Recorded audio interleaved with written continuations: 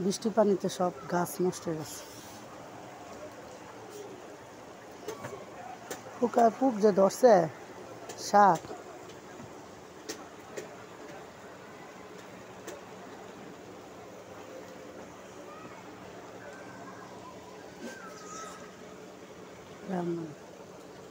ময়ূষ কোথায় যায়?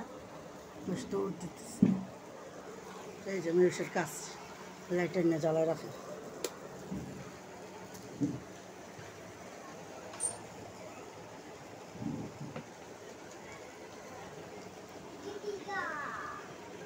এই যে ময়ূষ কি করে? বৃষ্টি বৃষ্টি